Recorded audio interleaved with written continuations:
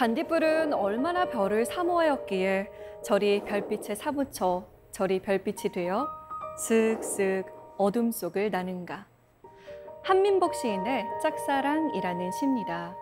별빛을 짝사랑하는 것이 반딧불 뿐일까요? 우리도 밤하늘의 별을 보면서 수많은 꿈을 꾸었죠.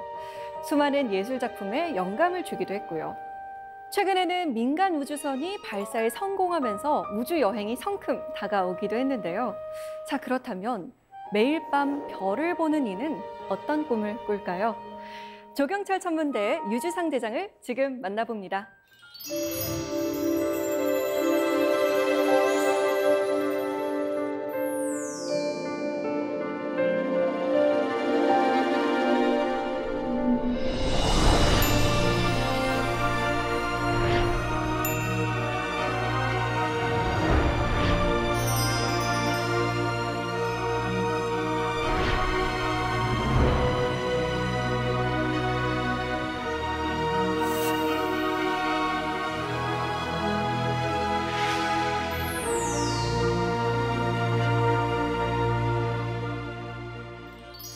네, 반갑습니다, 대장님. 네, 안녕하세요. 네, 안녕하세요. 매일 밤 별을 보는 일이라니 굉장히 낭만적으로 느껴지는데 대장님도 그렇게 생각하시는지 궁금하네요.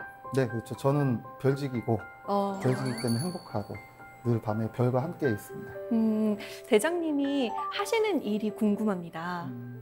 저는 이제 천문학을 연구한다기보다는 시민천문대를 운영을 하면서 별에 관심을 많이 가지고 계신 분들과 함께 별을 안내하고 밤하늘을 보여드리는 일을 하고 있습니다. 요즘 그 조경철 천문대가 은하수 포인트로 유명하더라고요. 네, 은하수를 보기 가장 좋은 장소 중에 하나죠. 자, 그럼 대장님을 따라서 별 여행 떠나볼까요? 잘 부탁드립니다.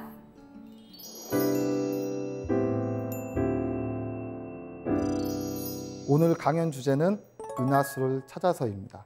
은하수로 여러분을 안내하도록 하겠습니다. 제가 근무하는 곳은 바로 이 화면에 보이는 화천 조경철 천문대입니다. 화천 조경철 천문대는 조경철 박사님의 이름을 따서 건립된 곳이기도 합니다.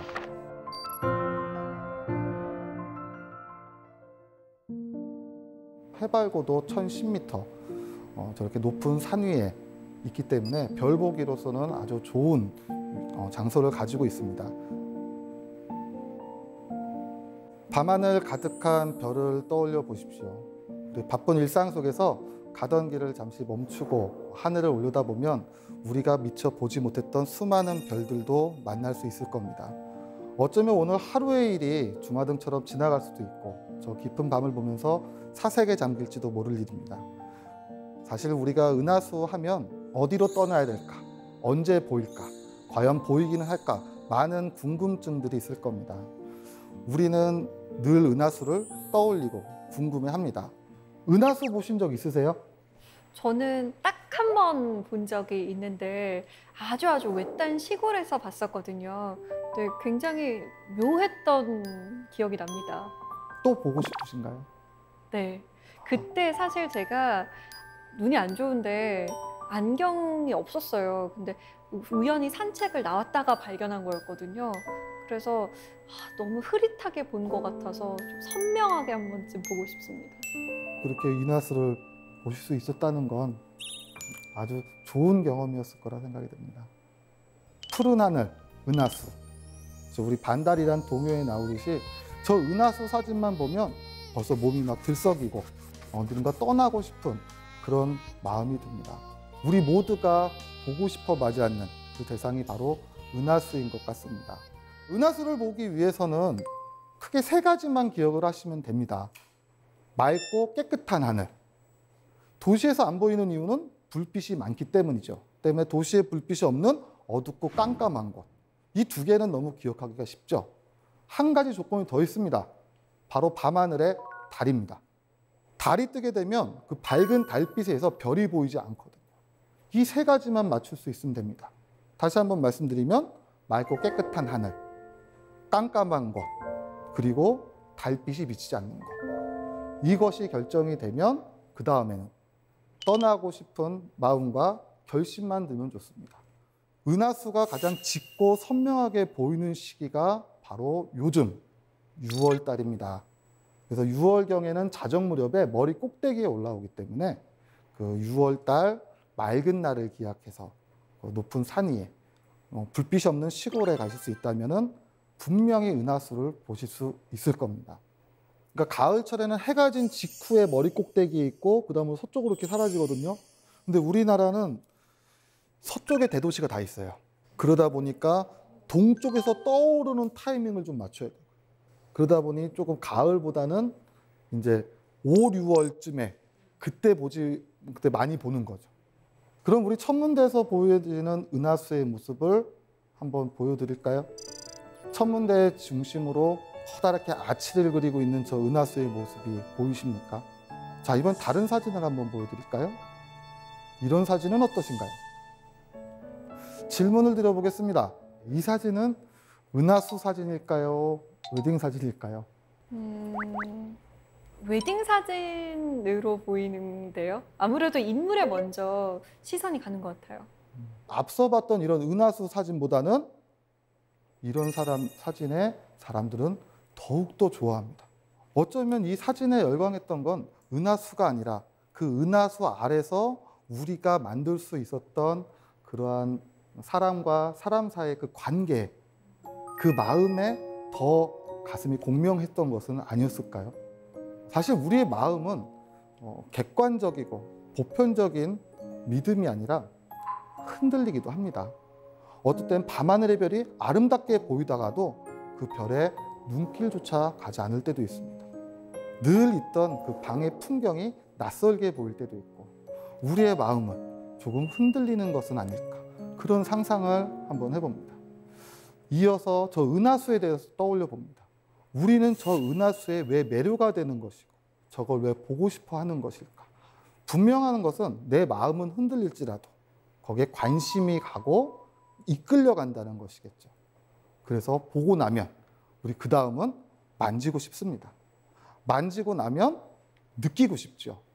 사실 이것은 과학관에서 운영하는 아주 중요한 테마이기도 합니다. 첫 번째 보는 건 사이트온, 눈으로 먼저 보는 관람이거든요. 그 다음에 우리는 만지고 싶어 합니다. 핸즈온. 그 다음에는 마음으로 느끼고 싶어 하죠. 공명을 하는 것. 어쩌면 이것이 우리가 사물을 대할 때 가는 순서 아니었을까요? 그리고 우리는 그 대상에 대해서 조금씩 탐색을 하고 탐구하고 알게 됩니다. 사실 지금까지 우리가 바라보던 은하, 우리는 저 은하를 설명하기 위해서 자신의 주관적 이야기나 그냥 단순히 상상이나 설명할 수 없는 불가사의한 것들로 설명하려 시도했었습니다. 하늘의 저 뿌연빛, 누군가는 하늘을 흘러가는 연기라고 생각을 해요. 누군가는 하늘을 흘러가는 강물, 견우와 직녀의 오작교가 떠오르는, 헤라가 떠오르는 밀키웨이, 불가사의한 힘에 의해서 신화와 전설로 우리는 은하수를 설명했죠. 그런데 아리스토텔레스는 저 은하수는 하늘에 천상과 지상 사이에 존재하는 별들이 충돌을 일으켜서 폭발한 잔해라고 설명을 합니다. 현대에서 우리가 알고 있는 은하수의 형성 원리와는 전혀 다르죠. 하지만 그가 시도했던 것은 과학적 방법으로 은하의 모습을 설명하고자 시도했던 것입니다. 그러한 아리스토텔레스의 과학적 접근법은 무려 2000년간이나 유효합니다. 아리스토텔레스 이후로 누구도 그 아리스토텔레스의 우주관을 부정하지 않습니다. 하늘에 떠 있는 별이란 천구에 맺혀 있는 것이고 그 천구와 우리 사이에 은하수는 별들과 함께 일정하게 움직이는 것. 누구도 의심을 품지 않았습니다. 때로는 이것을 자연이라고도 합니다. 자연이라고 하는 건 의심하지 않는 것, 즉 늘 그러했던 것. 하지만 누군가는 의심을 품게 되죠. 바로 갈릴레오 갈릴레이가 있었습니다. 1610년 갈릴레오 갈릴레이는 스스로 만든 망원경으로 은하수를 관측하게 됩니다. 사실 가장 먼저 관측을 했던 건 목성과 달이었습니다. 역시 아리스토텔레스가 얘기했듯 달의 표면은 매끈할 것이다. 갈릴레오는 그것이 틀렸다는 사실을 알게 됐죠. 아리스토텔레스의 세계관이 달랐던 겁니다. 그 이후로 은하수도 보게 됩니다. 은하수란 단순히 뿌연 덩어리, 먼지가 아니라 수많은 별들의 집합체였던 거죠. 우리가 상상하던 은하수는 이제 실제의 모습을 갖고 있는 존재로 우리 앞에 다가서게 됩니다. 그리고 윌리엄 허셜이 등장을 합니다. 윌리엄 허셜은 그 동생 캐롤라인 허셜과 함께 천왕성을 발견하기도 합니다.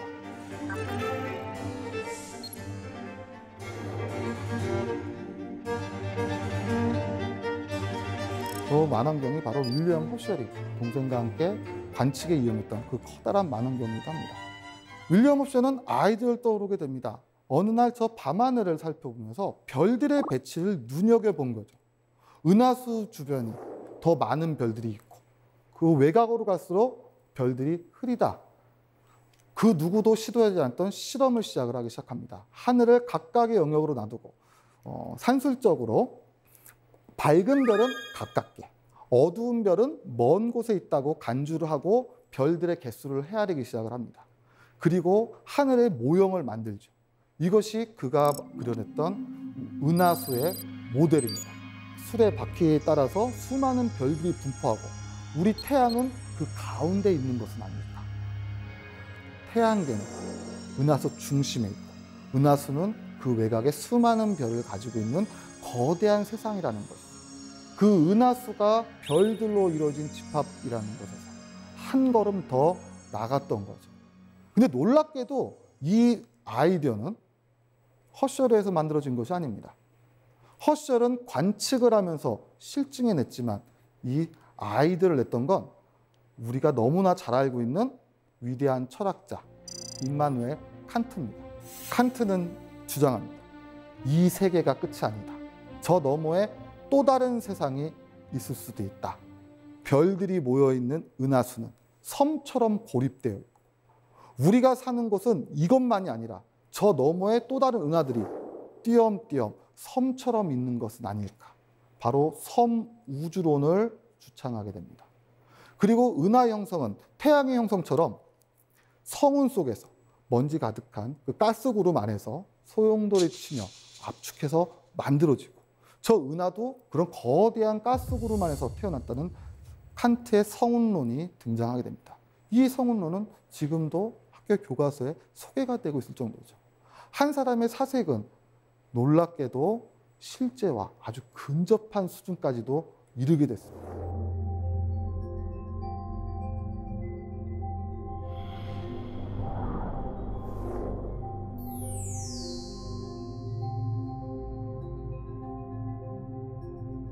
자, 요 뿌연 건 무엇이었을까요? 아주 오랜 시간 동안 이 뿌연 것의 정체를 우리가 알지는 못했습니다. 별이 구름처럼 모여있다.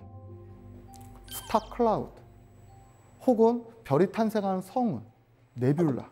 여러 가지 이름으로 불리게 됩니다. 저 뿌연 건 무엇이었을까? 바로 안드로메다 은하입니다. 아주 오랜 시간 동안 우리는 안드로메다의 정체를 알 수 없었습니다. 지금부터 정확히 100년 전 이 안드로메다 은하는 새로운 논쟁을 촉발하게 됩니다.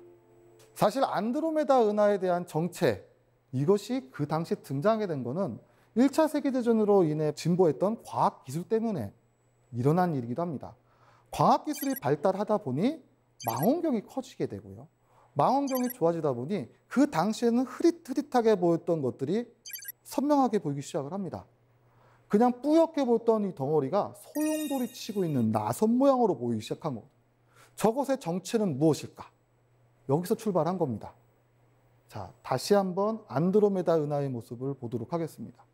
자, 저 은하란 존재, 저것은 우리 안에 있던 것일까? 혹은 밖에 있던 것일까? 할로 셰필리와 히버 커티스는 격렬하게 논쟁을 주고받습니다. 저 은하라고 하는 건 단순히 우리 은하의 일부일 것이다. 우리 세계는 그렇게 크지 않을 것이다. 아니다. 저것은 우리 밖에 존재하는 또 다른 은하다. 바로 칸트의 섬우주론이죠. 하지만 계산을 해보면 과연 그렇게 이 세계가 거대할까? 확신할 수 없었죠. 이 논쟁은 바로 곧 종식되게 됩니다. 우리가 잘 알고 있는 에드윈 허블이 등장을 했던 거죠. 에드윈 허블은 윌슨산 천문대의 100인치 후커만원을 이용해서 안드로메다 은하를 정밀하게 관측하기 시작을 합니다. 그 안드로메다 은하에서 세페드형 변광성을 찾아내고 그리고 그 변광성을 이용해서 안드로메다와 우리와의 거리를 계산하게 됩니다. 그리고 그 결과는 놀라운 것이었습니다. 우리가 지금까지 예측했던 것보다도 훨씬 더 머나먼 거리에서 존재한다는 사실을 알게 됐거든요. 허블이 그 세페이드형 변광성을 이용해서 거리를 잴 수 있었던 건 사실 여류 천문학자에 의해서기도 합니다. 여류 천문학자 헬레타 스완 레빗은 세페이드형 변광성을 보면서 우연한 법칙을 찾아내게 됩니다. 바로 변광성의 광도와 주기와 밀접한 관계가 있다는 거죠. 광도는 거리와 관계가 있습니다. 같은 밝기라면 가깝게 있는 것이 멀리 있는 것보다도 훨씬 밝게 보이겠죠. 대신에 밝기가 변하는 이 주기는 거리와 관계가 없었던 거죠. 즉, 밝기와 주기, 이 공식을 이용해서 거리를 측정하는, 우리는 우주의 거리를 측정할 수 있는 새로운 방법을 찾아냈던 겁니다. 어쩌면 아주 우연적인 일이었을 수도 있죠. 이것을 허블이 이용해서 안드로메다 은하와 우리와의 거리를 성공적으로 측정하게 됐습니다. 그리고 이것은 우주가 팽창한다는 가모프의 빅뱅 이론으로 연결이 되게 됩니다. 단순히 안드로메다 은하에 대한 논쟁이었는데 저 흐릿하고 뿌연 것이 무엇일까라는 생각은 우주의 기원과 닿아있었던 거죠. 우리는 우주가 어떻게 시작이 되고 어떻게 진화하며 어떻게 만들어지고 있는지 설명할 수 있는 그 기회를 잡게 된 겁니다. 호기심과 상상으로 봤던 세상이었습니다. 저것이 무엇이었을까? 저것이 별이라는 걸 알아내고 그 너머 우리를 둘러싸고 있는 저 세계는 어떻게 이루어져 있을까? 우리는 혼자 있는 것일까? 아니면 그놈에 무엇이 있는 것일까? 만약에 있다면 이 세계는 얼마나 넓은 것일까? 저 은하수를 보면서 우리의 사색은 이렇게 발전해 오게 됩니다. 1969년 7월 17일 달 착륙에 성공하고 나서 우리는 과학에 대한 환상을 품게 됩니다. 이 과학은 이 세계를 다 밝혀낼 수 있을 것이다. 아인슈타인 이후 우리 과학은 정말 눈부시게 발전해서 우리는 저 세계를 전부 다 이해할 수 있을 거라는 확신에 차 있었죠. 그리고 지금부터 30년 전 에드윈 허블의 이름을 딴 커다란 우주 만원경이 우주로 올라가게 되죠. 바로 올해가 허블 우주 만원경 30주년이 되는 해입니다. 1990년 케네디 우주센터에서 우주 왕복선이 발사가 됩니다. 지금껏 지상의 대기 때문에 볼 수 없었던 저 머나먼 우주에 대한 정보를 풀 임무를 띠고 허블 우주 만원경은 우주로 올라갑니다. 우리가 잘 알다시피 허블 우주 만원경이 우리에게 보내온 그 엄청난 사진들, 우리는 그런 어마어마한 데이터와 정보를 가지고 우주의 신비를 하나씩 밝혀내기 시작을 했습니다. 사실 이 허블 만원경은 30년 동안 굉장한 많은 공헌을 했습니다. 애초에 설계됐던 기대 수명은 불과 15년에 불과했습니다. 하지만 지금 그 2배 이상 활동을 하면서 우리에게 더 커다란 우주의 세계를 보여주게 됐죠. 그중 가장 하이라이트의 순간을 꼽아보라면 저는 1995년 12월 28일, 아주 정확한 날짜가 나오죠. 그날을 꼽을 수 있을 것 같습니다. 그날은 인류의 콧대가 꺾인 날이거든요. 허블 만원경이 1990년 발사돼서 바로 활동을 개시했던 건 아닙니다. 약간의 오차가 있었기 때문에 처음 허블 만원경이 전송했던 사진들은 실망스러울 뿐이었죠. 사실 허블 우주 만원경의 유의는요, 사람이 직접 가서 고칠 수 있다는 데 있습니다. 사람이 직접 가서 고칠 수 있는 그 궤도상에 있었거든요. 그 허블 우주 만원경을 수리를 한 이후 다시 한번 가동을 하게 됩니다. 그때 테스트를 해야 되죠. 작은 아이디어였습니다. 아무것도 보이지 않는 곳을 향해서 허블 만원경 찍으면 뭐가 나올까? 가로 세로 한 1mm 정도 되는 사각형을 이렇게 놓고 봤을 때 그 정도의 영역점이 될 것 같습니다. 그 드넓은 하늘에서 정말 바늘구멍만한 것을 허블 만원경에 본 거죠. 저기에 무엇이 나올까? 아무것도 없을까? 아니면 뭔가 나올까? 1995년 12월 20일 드디어 큰 곰자리 방향 쪽에 있는 아주 좁은 곳을 향해서 허블 망원경이 그 카메라를 담습니다. 도합 11일 300장의 노출, 허블 딥필드라 명명이 됩니다. 그 좁디 좁은 영역 안에 지금 보이시나요? 저 하나의 낱개의 점들은 우리 은하와 같은 존재들이었습니다. 1000억 개 이상의 태양들이 모이는 거대한 색. 과학자들은 아찔해졌죠. 어쩌면 우리가 알고 있던 것은 끝이 아닐 수도 있겠구나. 여기가 끝이 아니라 저 너머에 더 거대한 세상이 존재하겠구나. 허블 망원경은 끝없이 저 우주 깊은 심연을 향해서 연구를 계속을 합니다. 자료를 계속 전송해 오죠. 우리는 허블 망원경 30년 동안 많은 사실을 알게 됐습니다. 2002년 외소 은하가 우리 은하와 충돌했다는 사실을 밝혀내게 됐고, 우리 은하 중심부에는 태양의 400만 배 이르는 거대한 블랙홀이 있다는 사실도 알게 됐습니다. 우리가 생각했던 것보다 우리 은하는 훨씬 더 커다랗다는 것도 알게 됐죠. 우주 초기의 빛까지 찾아야 됩니다. 우리는 저 은하를 연구하게 되면서 이 우주가, 그리고 이 세상이 어떻게 이루어졌는지 조금씩 알아가고 있었던 거죠. 허블 우주 망원경은 이제 곧 수명이 거의 다 했습니다. 그래서 차세대 우주 망원경인 제임스 웹 망원경이 발사를 기다리고 있죠. 이 화면은 이제 허블이 만들어낸 우리 은하의, 즉 우리 세계의 모습입니다. 지금 우리는 오리온 8이라고 하는 곳에 우리 태양이 위치해 있는 거죠.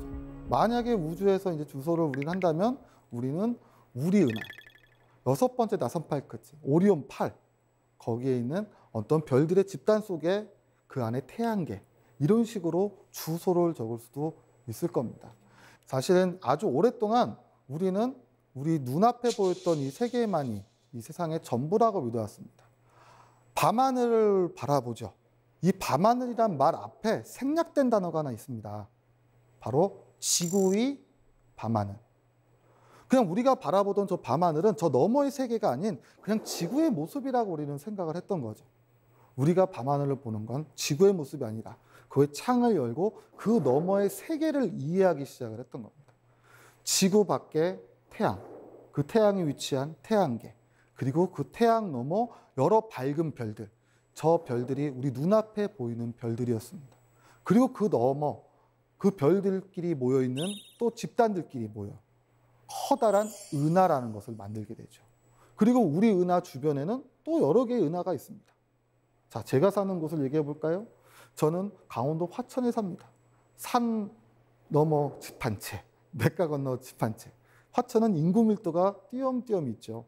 그렇게 별들이 성기게 모여있는 작은 별들의 집단도 있습니다. 서울은 어떻습니까? 수백만 명이 사는 빽빽하게 몰려 살죠. 그런 별들의 집단도 있죠.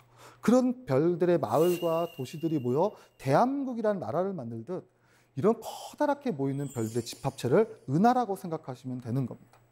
그리고 그 은하들은 혼자 존재하는 게 아닙니다.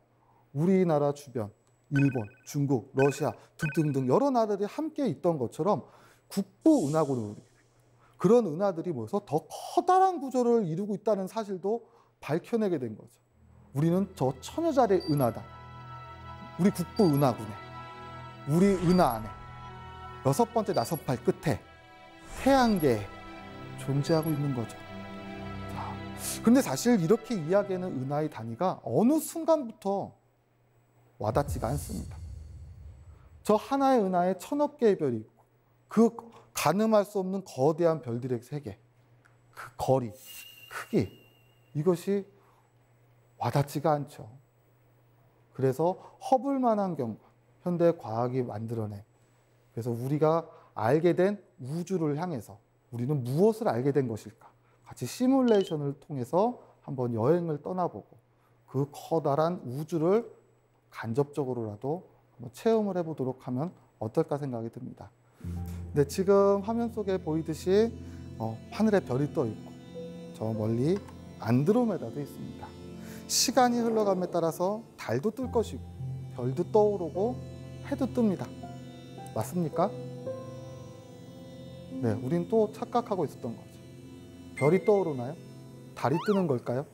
해가 뜨는 것일까요? 우리가 움직이고 있었던 거죠. 우리가 움직이고 있기 때문에 저것이 떠오르는 것처럼 보였다는 것. 이 간단한 사실도 수천 년간 이해하지 못했던 겁니다. 질문이 잘못됐던 거죠. 저들은 왜 움직일까? 그것이 아니라 우리가 움직이고 있었던 것입니다. 안다는 것은 그것에 대한 진실을 찾아가는 과정이기도 합니다. 자, 저 앞에 보이는 저 밤하늘, 여기가 끝이 아니었던 거죠. 그냥 닫혀있는 이 공간이 세상의 전부가 아니라 저 너머의 또 다른 세계, 우리가 알고 싶었던 것은 우리가 사는 곳, 이 세계는 어떻게 생겼을까? 얼마나 커다랄까? 자, 여러분과 함께 나아가 보도록 하겠습니다. 이제 우리는 더 이상 의심하지 않습니다. 저 하늘 높이 올라가 보면 지구는 크고 둥글고 아름다운 모습으로 우주에 이렇게 둥실둥실 떠 있는 이 작은 천체라는 사실을 알고 있죠. 저 커다랬던 지구가 작게 보일 만큼 멀어져 가면 달과 지구의 사이도 상대적으로 아주 좁게 보일 것이고요. 태양과 지구도 아주 가깝게 있는 듯 보이게 될 겁니다. 태양과 지구, 육안으로 식별할 수 없는 정도의 거리가 겨우 토성 정도입니다. 토성에 만약에 인류가 진출하게 된다면 그 토성에 사는 사람은 지구를 못 봅니다.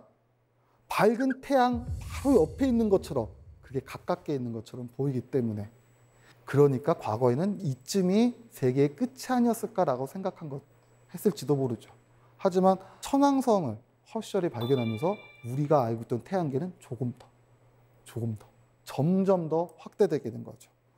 자, 사실 우리가 알고 있던 태양계만 해도 어마어마한 크기를 갖고 있습니다. 저 광활한 공간 속에 어딘가를 명쾌하게 태양계의 끝 이렇게 정의 내릴 수가 없기 때문에 지금도 굉장히 논란이 있습니다만, 많은 천문학자들이 공감하고 있는 건 대략 2광년 이내일 것이다. 자, 한번 생각을 해보십시오. 이것이 문제입니다. 이런 말들이 와닿지가 않거든요. 우리가 일상생활 속에서 사용하는 언어가 아니기 때문에 어떻게 그 2광년이란 말이 공명을 일으키지 않는 겁니다. 자, 우리가 이해할 수 있는 단위로 바꿔보도록 하겠습니다. 2광년, 빛이 2년을 가는 거예요. 이걸 조금 더 이해하기 쉽게 이해한다면 이 지구의 크기를 10억 분의 1 정도로 줄인다고 생각을 해보겠습니다.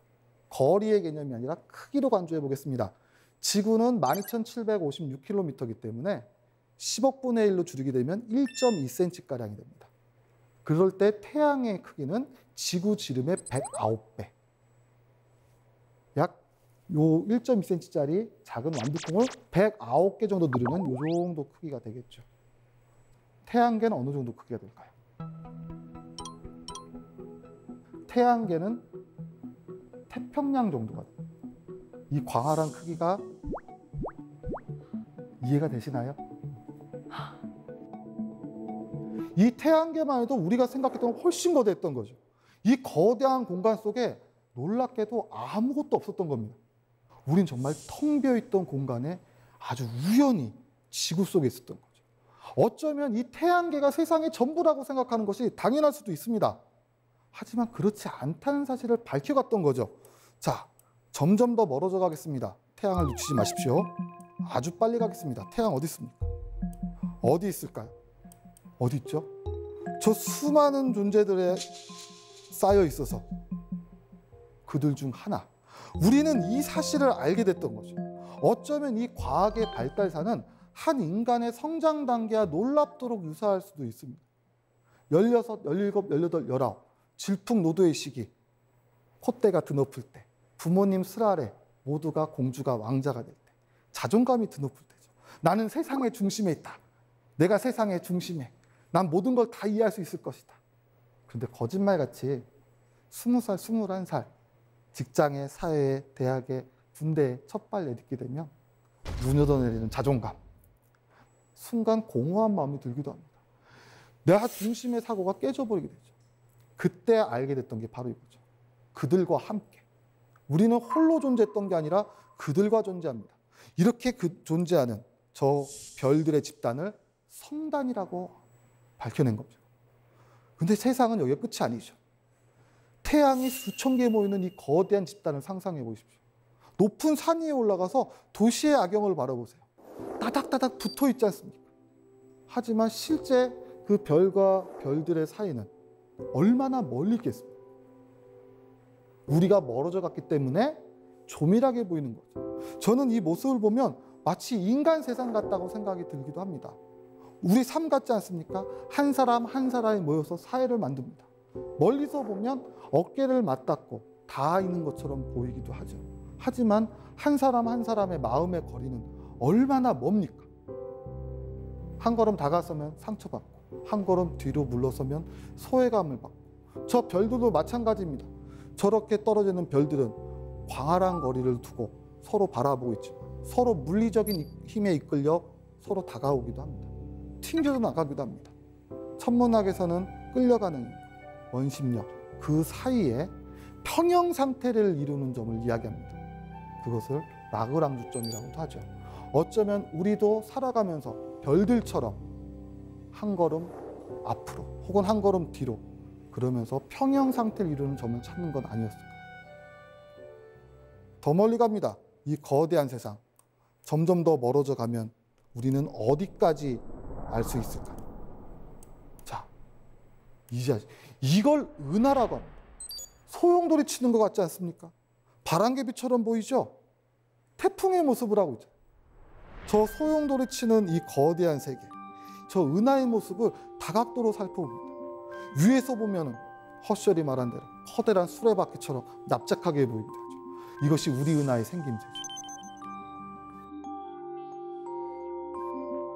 자, 그러면 우리는 저 은하의 모습을 볼 수 있을까요, 없을까요? 숲안에서는 숲의 모습을 못 보죠. 그래서 우리는 저 은하수의 정체를 탐험을 하는데 그렇게 오랜 시간이 걸린 걸지도 모릅니다. 하지만 오늘은 볼 수가 있죠. 컴퓨터 시뮬레이션의 힘을 따라서. 이제 우리는 압니다. 저 은하가 수많은 별들로 모인 집단이란 거. 그리고 그 별들을 은하의 단면을 따라서 무수히 많은 별이 있고 그 별이 너무나 많기 때문에 분해돼서 보인 것이 아니라 뿌연 구름처럼 가로질러가는 이런 형태로 이것이 은하수가 되는 거죠. 즉 은하수란 우리 세계의 잘라진 반쪽이었던 겁니다. 여름밤 하늘을 가로질러가는 은하수는 단순히 하늘의 문이나 신화와 전설이 아니라 우리가 사는 세계였던 거죠.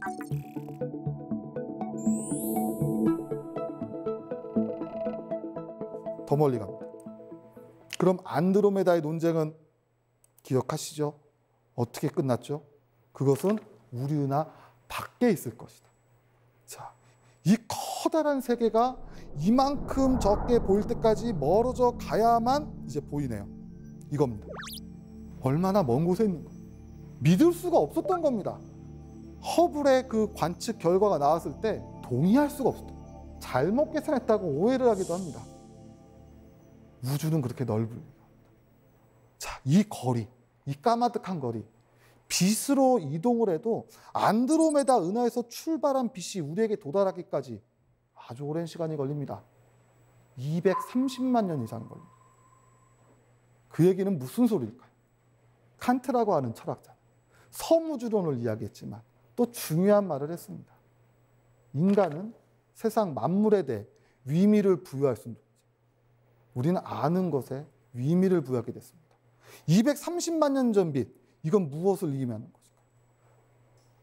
약간의 상상력이 필요합니다. 지금 우리가 보고 있는 이 안드로메다 은하의 빛은 얼마 전에 출발한 빛이 아니라 지금부터 230만 년 전 오스트랄로피테쿠스가 처음 직립보행할 때 출발한 빛이란 뜻이죠. 그 얘기는 무슨 소리겠습니까? 지금 우리가 보고 있는 이 안드로메다 은하는 지금이 아니라 230만 전의 과거란 뜻이죠. 즉 밤하늘은 단 한 번도 지금 시간을 보여준 적이 없었던 거죠. 여름철 밝게 빛나는 직년은 24년 전 출발한 빛입니다. 견우는 18년 전 출발했습니다. 대내부는 1150년 전, 태양빛은 8분 전, 달빛은 1.3초 전. 저 밤하늘은 단 한 번도 같은 시간을 보여준 적이 없었던 거죠. 자, 그러면 이 안드로메다 은하, 지금 현재 이 자리에 있을까요? 여기 있을지도 모르죠. 다른 곳에 있을 수도 있습니다. 모습은 바뀌었을 것이고 심지어 사라져버렸을지도 모르죠. 우리가 바라보는 건 아주 먼 과거의 빛이 됩니다. 허블 우주만 환경은 저 광활한 우주 속에서 그 시간을 거슬러 우주를 여행을 한 거죠. 우주 탄생 극초기의 빛까지 찾아낸 것이 바로 허블 우주만 환경이었습니다. 더 멀리 갈까요? 더 멀어져 가면 저 거대한 빛도 작게 보이겠죠. 자, 그렇다면 지금 이 화면 속에 가득한 이 하나하나의 점들은 별일까요? 은하일까요? 만약 처음에 이 화면에서 봤다면 우리는 어김없이 밤하늘의 별이구나.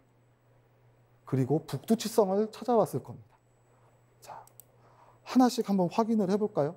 하나의 점일까요? 아니면 최소 1000억 개의 별을 품는 은하란 존재일까요? 이렇게 생긴 타원 은하도 있고요. 이렇게 생긴 은하도 있습니다. 이것도 은하죠. 얘도 은하입니다. 즉 여기 안에 있던 이 하나하나의 존재는 단순히 하나의 천체가 아니라 수천억 개의 별을 품고 있는 은하였다.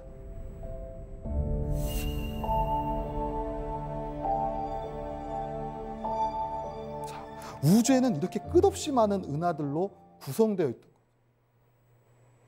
사실 인류가 처음 동경하는 경외감을 갖고 밤하늘을 올려다보면서 우리는 수천 년 동안 같은 질문했는지도 모릅니다.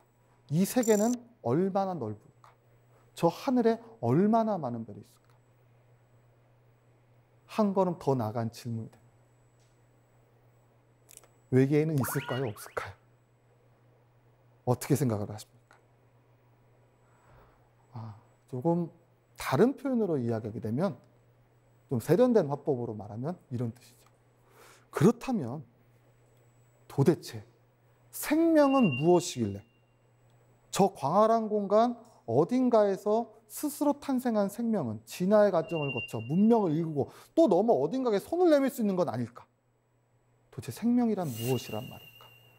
현대과학의 끝에서 우리는 그 질문을 맞이하고 있는 거예요. 생명은 무엇일까? 한번 생각해 보십시오. 외계인이 있을까요? 없을까요? 이 정도면 있어야 되는 거 아닌가라는 생각도 드는데요. 혹자는 이렇게 말합니다. 만약 저 광활한 공간에 우리만이 존재한다면 그건 얼마만한 공간의 낭비. 신이 있다면 그렇게 만들진 않을 것이다. 있을 수도 있다. 하지만 만나지를 못할 것이다. 우리만 밝혀지지 않은 채 그들끼리 교류하고 있을지도 모른다. 여러분들은 어떻게 생각을 하십니까? 다시 한번 이 거대한 구조를 바라봅니다.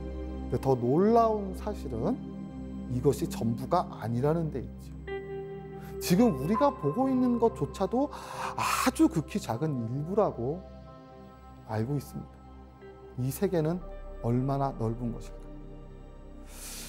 은하수에 처음 빠졌던 그날 밤하늘을 떠올려 봅니다. 아무것도 보이지 않는 정말 칠흑같이 어두운 밤. 제 머리 위로는 수많은 별이 빛나고 있습니다. 땅도 제 모습도 정말 한치 앞이 보이지 않는 그 공간 속에서 저는 사실 두려움을 제일 먼저 느꼈습니다. 그 다음 어느 순간 두려움이 사라지고 그 다음 세상 한가운데 있다는 생각이 들었습니다. 그리고 내가 대단한 것이 아니라 저 커다란 세계에 경이감을 갖기도 했습니다. 지금 우리가 바라보고 있는 이 거대한 세계. 그런데 또 궁금한 점이 듭니다. 그러면 우리는 어디에 있는 것일까? 바쁜 삶, 도시의 삶 속에선 별이 보이지 않습니다. 오늘 하루하루 아주 바쁘게 살 뿐이죠. 근데 문득 떠오를 때가 있습니다. 오늘 나의 모습이, 내일의 모습이. 이 바쁜 삶, 우리는 지금 어디쯤에 있는 것이었을까요? 사실 천문학이 이 끝에서 다시 만나게 되는 질문은 어쩌면 아주 특별한 질문은 아닐지도 모르겠습니다. 왜 밤하늘의 별이 아름다울까? 왜 그것을 알고 싶었을까? 왜 우리는 거기에 끌리는 것일까? 나는 도대체 무엇을 좋아하는 것일까? 나는 무엇을 아는가? 나는 무엇을 행해도 좋은가? 나는 무엇을 희망해도 좋은가? 결국 우리는 늘 같은 질문을 하고 있었던지도 모르죠. 행복은 무엇일까? 우리가 미의 기준이 각각이 다르듯 행복의 기준도 각각이 다르지 않을까요? 행복을 알기 위해서는 은하수를 탐험했던 그 과정을 겪어야 되는 것은 아닙니다. 행복은 무엇일까? 어쩌면 아무것도 아닐지도 모릅니다. 우리가 알아냈던 건 결국 돌고 돌아 아주 간단한 사실일지도 모릅니다. 저 광활한 공간 속에 어딘가 하나, 그 수천억 개가 넘는 은하의 바닷속에 하나의 작은 은하가 존재한다는 것. 우리는 이 작은 은하에 삽니다. 만약 우주에 누군가가 있다고 한들 우리를 찾아올 수 있을까요? 어쩌면 우리란 존재는 아무도 알고 있지 못할 수도 있습니다. 하지만 우리가 알게 된 건 있죠. 보이지 않아도 존재한다는 것. 우리는 그 믿음을 갖고 우주를 탐험했거든요. 눈앞에 보이는 저 밤하늘이 아니라 그 너머에 더 거대한 세상이 있다는 것. 보이지 않아도 존재하는 것들. 우리는 이곳에 존재합니다. 우리는 저 은하를 알게 됐죠. 오늘 우리는 이렇게 작은 화면으로 별을 보지만 머지않은 미래 우리 우주 나갈 겁니다. 왜? 민간 우주선 스페이스X가 성공을 했거든요. 그런 상상을 해봅시다. 로켓에 타고 저 우주 지구 밖 우주에 나가서 우리가 제일 먼저 하는 일. 그 공간에 올라가서 지구를 내려다보고 손을 흔들겠죠. 한마디씩 하겠죠. 아, 저곳이 우리의 고향이다. 그날이 오면 전쟁이 사라지는 겁니다. 같은 고향사. 어쩌면 진리는 손바닥 뒤집기처럼 아주 가벼운, 간단할지도 모르겠습니다. 하지만 우리는 아직 그 단계를 경험해보지 못한 것이죠. 그러니 이 지구에는 아직도 수많은 갈등과 반목이, 대립이, 전쟁이, 증오가, 혐오가 끊이질 않습니다. 하지만 그럼에도 인류는 믿습니다. 나는 아닐지언정 그 다음 세계는 조금 더 나은 세상으로 가리라. 우리는 아닐지언정 사람은 더 나은 곳으로 갈 수 있겠죠. 과학은 자연을 탐구하는 겁니다. 자연이란 사람을 둘러싸은 세계, 그 세계를 이야기한 지식체계, 이것이 곧 과학이라고 한다면 이 과학이 말하고 있던 건 단순히 기술의 발전이 아니라 결국에는 사람을 이롭게, 많이 들어본 말이죠. 사람을 이롭게. 그것이 홍익인간입니다. 대한민국의 국치기도 하죠. 그리고 우리가 사는 이 땅 위로 다시 내려옵니다.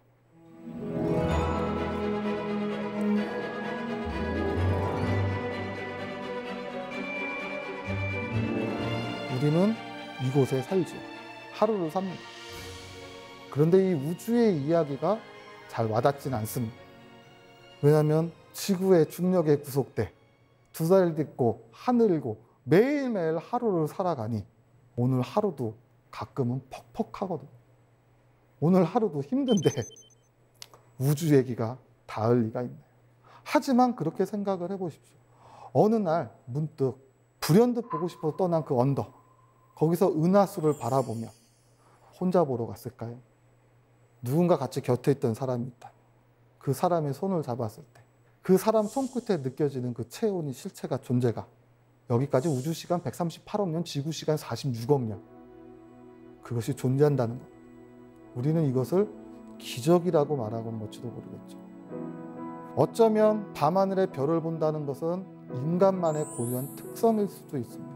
우리는 왜 밤하늘에 매료되고 밤하늘에 빠져드는 것일까요? 은하수의 시즌 여름에 은하수를 보고 사색할 수 있는 그런 쉼표가 여러분들께 드리고 싶습니다.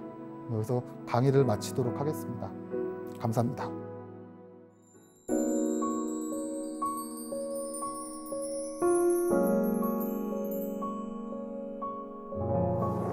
아, 정말 아득한 우주 너머로 여행을 다녀온 것 같습니다. 저는 천문학자를 만난 줄 알았는데 철학자를 만났군요. 은하수를 찾아서가 나를 찾아서라는 이야기였네요.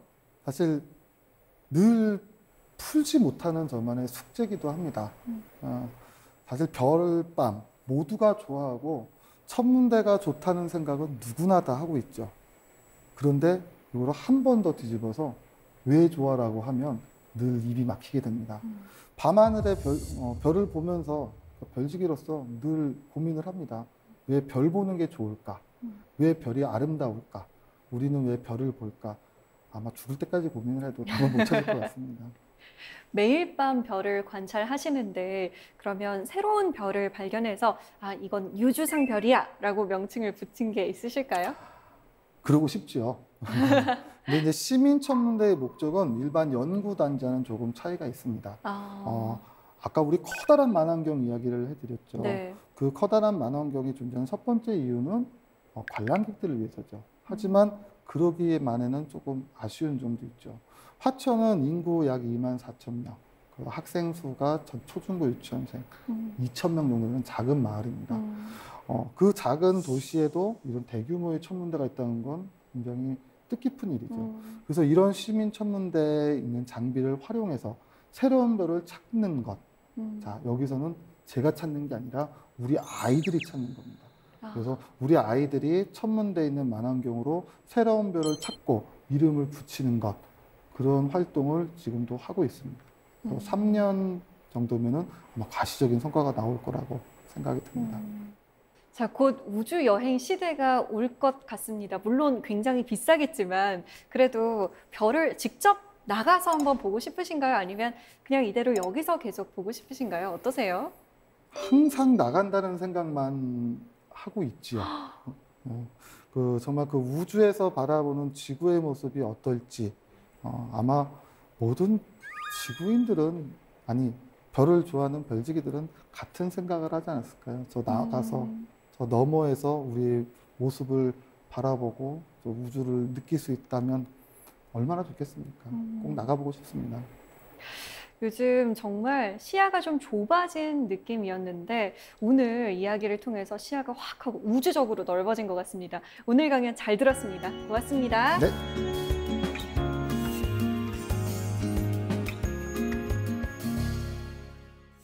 우리에게 태양 다음으로 친숙한 별이 바로 북극성일 텐데요. 작은 곰자리의 알파별인 북극성은 아주 오래 전부터 항해자나 여행자에게 방향과 위도를 알려주는 길잡이별이었습니다. 밤하늘에서 북극성을 찾을 수 있다면 지구 어디에 있든 자신의 위치를 가늠해 볼 수 있다고 하는데요. 그래서일까요? 조난자들이 북극성 덕에 살았다라는 말을 많이 하죠. 그래서 생각해 봅니다. 우리 마음 속에도 북극성 하나쯤 있었으면 좋겠다고요. 때로 길을 잃는다 하더라도 다시 방향을 잡을 수 있을 테니까요. 사세계 공동체 스미다. 저희는 다음 시간에 찾아오겠습니다.